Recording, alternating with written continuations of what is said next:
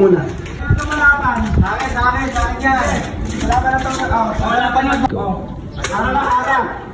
Next stress. Wala pa na. Dos pa. Okay, laban na, tira.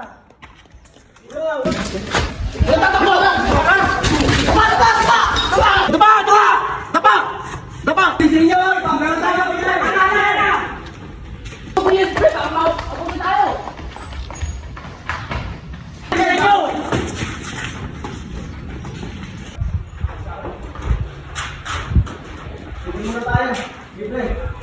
Hindi ka na tayo dun ah.